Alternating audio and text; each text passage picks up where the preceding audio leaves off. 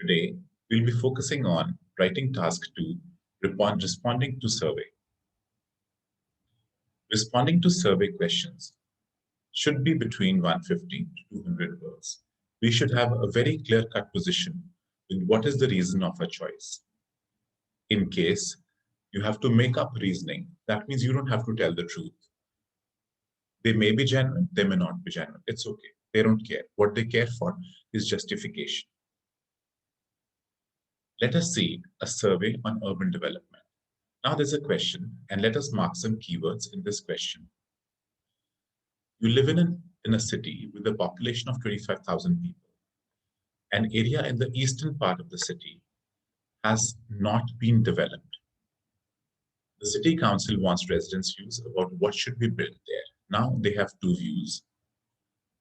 That is option A and option B. A park with a large play area for the children,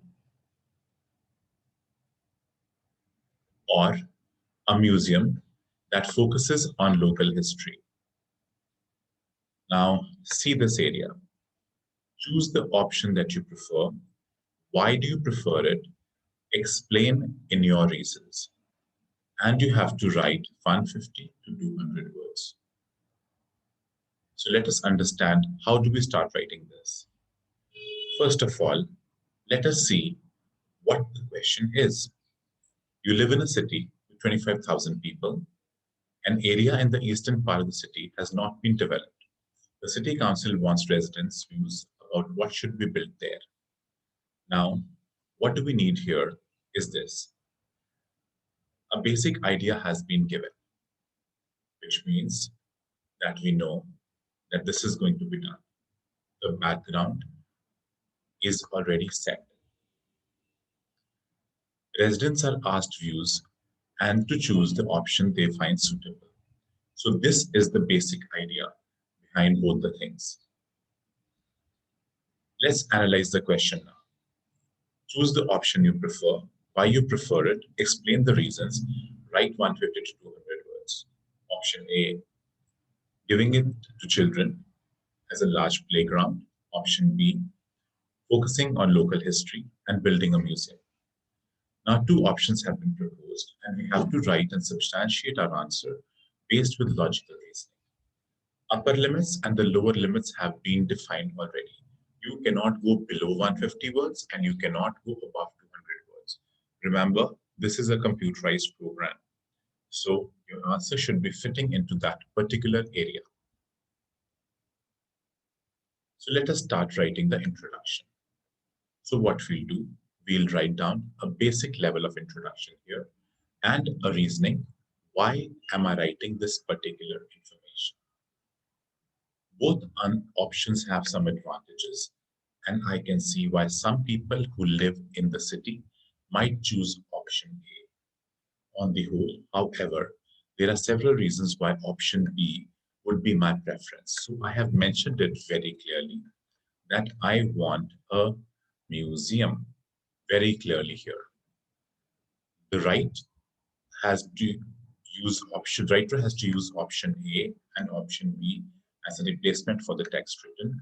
This also correct method as it reduces the time spent as well as the chance mistake goes down. Now, here we have to make it very sure that in the first para, we state our point very, very clearly. If we do not state our point, the reader is going to be confused. Now let us see BP1. In case of BP1, we have to give justification for whatever we are saying. For one thing, I think museum focuses. Now I am going to talk about museum only. On the history of the area would be great for local residents. For local residents is going to be a great thing. Our city has no museums currently, so I'm sure. So, this is not true that there's no museum, but still I'm going to write it down to substantiate my reasoning. So I'm sure it would be a popular place for local residents to go. In contrast, we already have several parks with play areas, so another one is unlikely to improve the city much.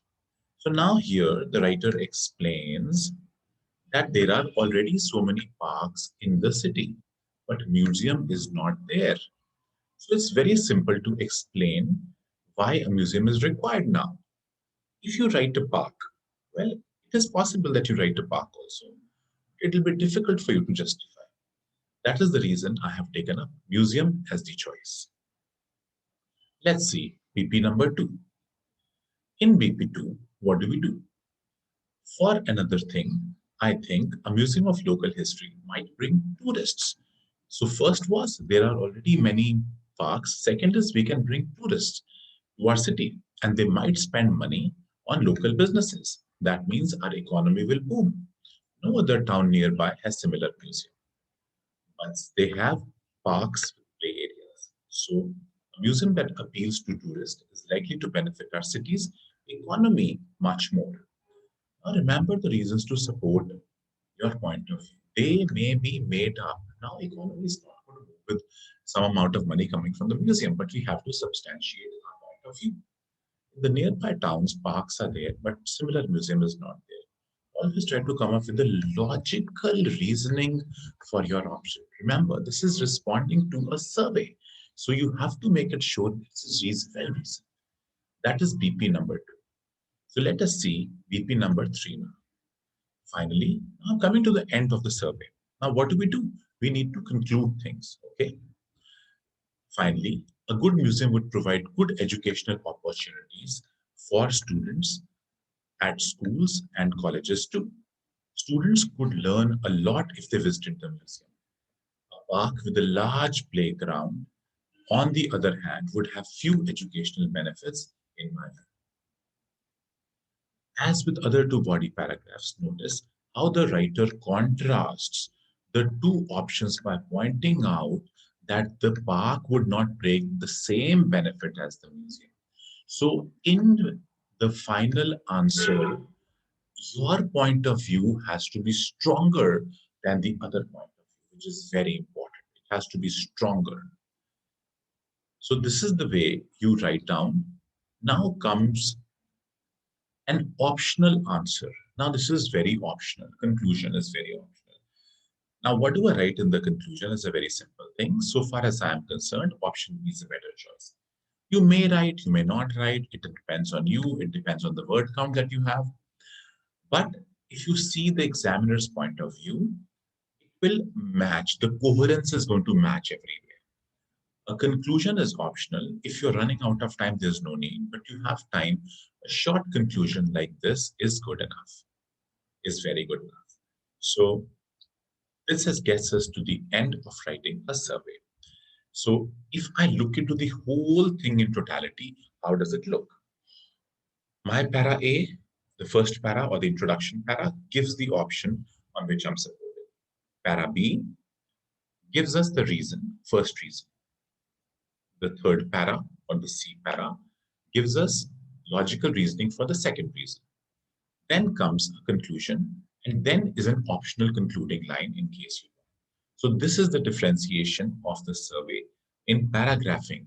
Whenever I say I have to write a survey, this is the format that you should follow, and it's a very effective format. Now the score of this write-up is between 11 to 12 CLB, which is very good score, very good score.